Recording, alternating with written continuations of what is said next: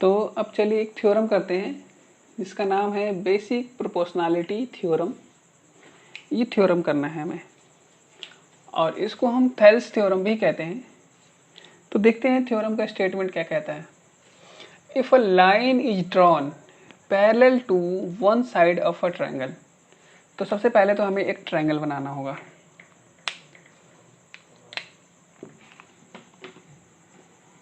जैसे कि फिगर में हमें गिवन है।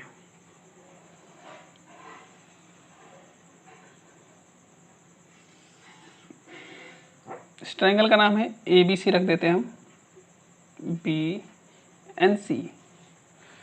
तो लिखा हुआ है if a line is drawn parallel to one side of a triangle. ये ट्रायंगल है और इस ट्रायंगल के एक साइड के पैरेलल एक लाइन ड्रॉ किया जा रहा है। देखिए ये लाइन मैंने ड्रॉ कर दिया, इसका नाम देता हूँ D एंड E।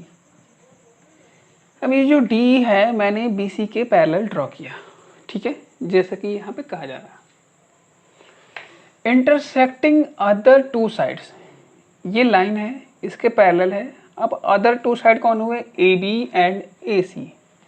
तो अदर टू साइड मीन्स दो साइड को ये D एंड E पॉइंट पर इंटरसेक्ट कर रहा है। तो intersecting other two sides in the same ratio. अब ये इसको इंटरसेक्ट कर रहा है। अब हमें क्या बताना है, पहले तो सबसे पहले हमें लिखना है गिवन लिखना है।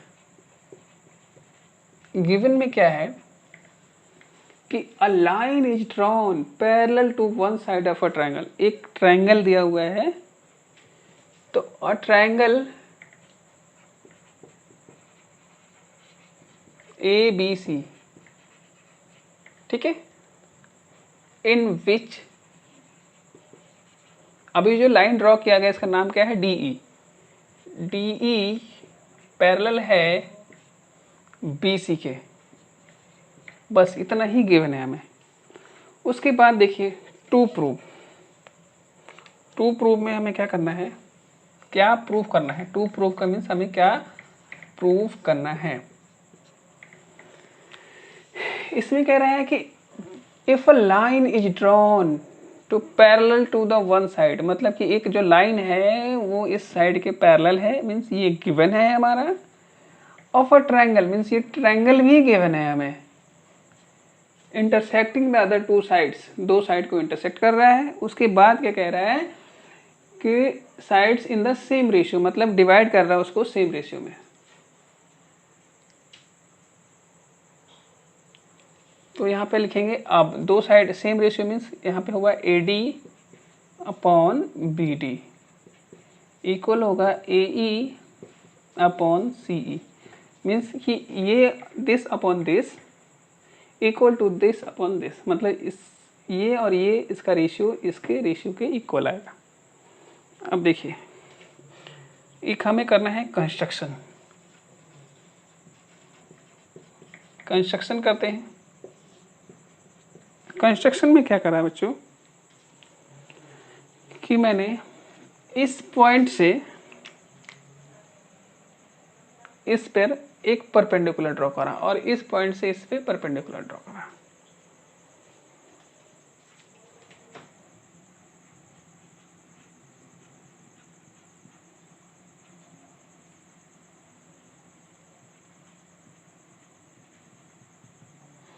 इसका नाम G रख देते हैं और इसका नाम F रख देते हैं और इन दो साइड्स को मैंने ज्वाइन कर दिया। ये है हमारा कंस्ट्रक्शन। तो क्या लिखेंगे, ड्रॉ DG परपेंडिकुलर किस पे ड्रॉ करा हमने, AC पर। और इधर क्या है EF परपेंडिकुलर AB पर। ओके, अब दूसरा कंस्ट्रक्शन क्या है, ज्वाइन BE एंड CD, मतलब BE एंड CD को ज्वाइन कर दिया। अब देखते हैं प्रूफ, जो हमें क्वेश्चन सॉल्व करना है। प्रूफ में कैसे करेंगे, अब प्रूफ कैसे करेंगे हम, हमें तो भाई रेशियो निकालना है। अब रेशियो के लिए क्या करना पड़ेगा, देखिए तो एरिया ऑफ ट्रायंगल का फॉर्मूला क्या होता है, जैसे कि आप 6 क्लास से पढ़ते हो, area of triangle equal to होता है 1/2 बेस इंटू हाइट। ये होता है फॉर्मूला, ठीक है। तो अब देखते हैं कितने ट्रायंगल हैं। हमें निकालना है एरिया ट्रायंगल, किस ट्रायंगल का एरिया निकालना है, ए डी ई का, A D E equal to होगा 1/2। अब देखिए ए डी ई हो गया ये, तो ए डी इसका बेस हो गया, तो 1/2 बेस ए डी। हाइट चाहिए हमें। अब हाइट क्या है इसमें बेटा, हाइट आपका ये है ई एफ, बेस से ये ई एफ हाइट हो गया इस ट्रायंगल के लिए। ये हो गया आपका इक्वेशन फर्स्ट। इसी तरह से क्या करना है हमें, अब दूसरे ट्रायंगल का एरिया निकालना। अब निकालना है एरिया ट्रायंगल, अब देखिए किसका निकालना है। एक तो निकाला हमने ए डी ई का, अब निकालेंगे डी बी ई का। तो area triangle D B E, इधर देखिए 1/2 बेस क्या होगा इसमें, बी डी, और हाइट क्या होगा, हाइट सेम रहेगा ई एफ, क्योंकि इस ट्रायंगल के लिए पूरे के लिए भी हाइट ये है, इसके लिए भी हाइट ये है, तो यहाँ पे आएगा ई एफ। ये हो गया इक्वेशन सेकंड। अब हम क्या करेंगे, इक्वेशन फर्स्ट और इक्वेशन सेकंड को डिवाइड करेंगे। तो now divide equation first to equation second. अब देखिए तो यहाँ पे आएगा area A D E upon area B D B E equal to 1/2, और यहाँ पे आएगा A D into E F. यहाँ पर आएगा 1/2 B D into E F. अब देखिए ई एफ से ई एफ कैंसिल हो गया, 1/2 से 1/2 कैंसिल हो गया, तो आया आपका area A D E upon area D B E equal to आया ए डी अपॉन में बी डी। ये इक्वेशन हो गया थर्ड, ठीक है। सेम इसी तरह अब क्या करते हैं, फिर से हम निकालते हैं area. Now area triangle A D ई। तो अब की बारी क्या करते हैं, बेस बनाएंगे हम ए ई को। तो यहाँ हो जाएगा 1/2 ए ई। अगर ए ई बेस है तो हाइट क्या बन जाएगा आपका, ये हो जाएगा हाइट आपका डी जी, ठीक है। इक्वेशन हो गया आपका 4।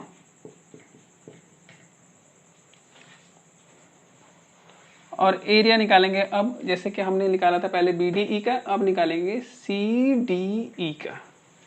तो area triangle C D E 1/2, और बेस क्या है हमारा, इस बार होगा बेस यहाँ पे सी ई, जिसको हम ई सी लिख सकते हैं, इनटू हाइट क्या रहेगा, सेम ही रहेगा, तो हाइट हो गया डी जी। ये हो गया इक्वेशन 5। जैसे हमने इसको डिवाइड किया था इक्वेशन 1 और 2 को, वैसे ही 4 और 5 को डिवाइड करेंगे। तो इक्वेशन 4 को डिवाइड करना है इक्वेशन 5 से, तो क्या आएगा देखिए, area triangle A D E upon area triangle C D E equal to, यहाँ 1/2 ऊपर ए ई इंटू डी जी, और यहाँ पर 1/2 E C into D G. D G से डी जी कैंसिल आउट, और 1/2 से 1/2। तो अब आया हमारा area A D E upon area C D E equal आया ए अपॉन ई सी। ये हो गया इक्वेशन 6। अब थोड़ा 9th क्लास की चीज़ें मैं आपको याद दिला दूँ। जैसे कि 9th क्लास में आपने पढ़ा था कि ये जैसे दो पैरेलल लाइन्स है, तो ये दोनों, ये जो ट्रायंगल है सेम बेस इस पे बने हुए हैं और सेम पैरेलल्स के बीच में है। तो जब सेम बेस और सेम पैरेलल्स के बीच जो दो ट्रायंगल बनेंगे तो उनका एरिया जो होगा क्या होगा, सेम होगा। तो यहाँ पे देखते हैं हम, ये ट्रायंगल है यहाँ पे बी डी ई, ये बी डी ई बना हुआ है डी पर और सी डी ई भी किससे बना हुआ है, डी पर। मतलब इन दोनों ट्रायंगल का बेस सेम है, इन दोनों ट्रायंगल का बेस सेम है। और देखिए, और ये डी पैरेलल बी सी है, मतलब ये सेम पैरेलल्स के बीच में भी है, तो इन दोनों का एरिया क्या होगा, सेम होगा। तो यहाँ लिखेंगे since triangle B D E and triangle C D E are on same base D and between same parallels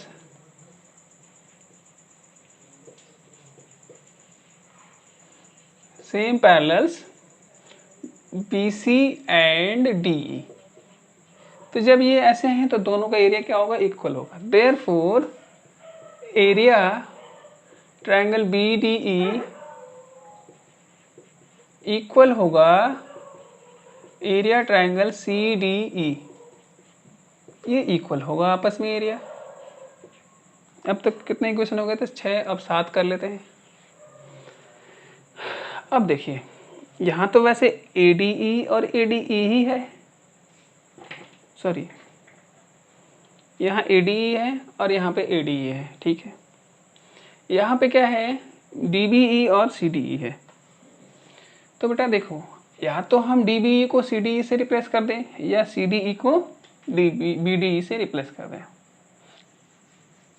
क्या लिखेंगे, from 3rd and 7 area ADE upon area CDE equal to AD upon BD। इसको मान लेंगे 8, ठीक है। और यहाँ reason लिख देंगे,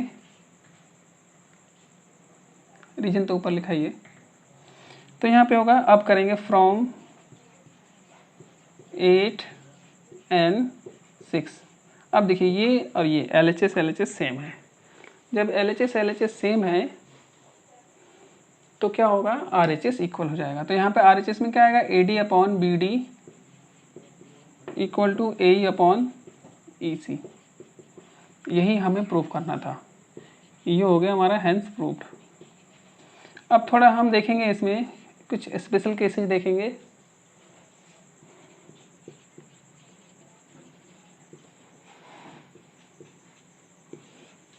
फर्स्ट में देखेंगे,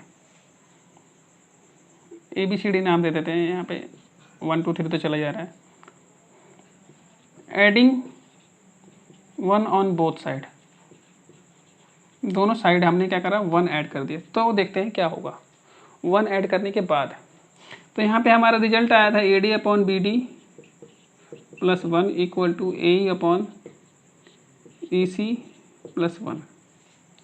अब देखते हैं क्या होगा। यहाँ पे एलसीएम लीजिए, BD आ गया यहाँ पे और यहाँ पे आएगा AD, और यहाँ पे जब 1 से मल्टीप्लाई करेंगे तो यहाँ पे क्या आएगा, BD।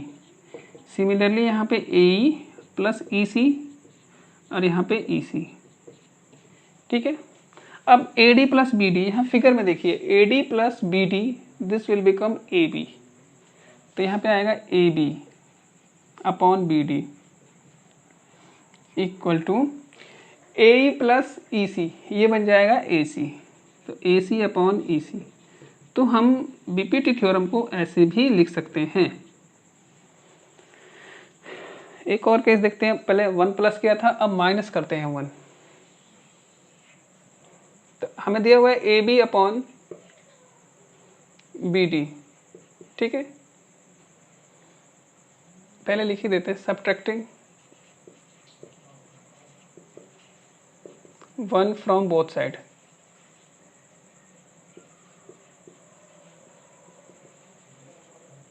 ठीक है, तो यहाँ पे आएगा A B upon B D -1 equal to A C upon A C -1। तो यहाँ आएगा बी डी और यहाँ आएगा A B minus B D, यहाँ पे आएगा ए सी माइनस ई सी अपॉन ई सी। अब इधर देखिए ए बी में से हमें क्या माइनस करना है, बी डी। ए बी में से बी डी हटा देंगे तो क्या बचेगा, ए डी। तो ए डी अपॉन में बी डी हो गया यहाँ पे, और सेम इसी तरह से ए सी में से ए सी हटा देंगे तो क्या बचेंगे, ए ई अपॉन में सी। मतलब ये दोनों चीज़ क्या है, सेम ही है। तो हम इसको ऐसे भी लिख सकते हैं, इसको ऐसे भी लिख सकते हैं और ऐसे भी लिख सकते हैं। तो ये हमारा बीपीटी थ्योरम है, बहुत इंपॉर्टेंट है, ये 4 मार्क्स का आता है। और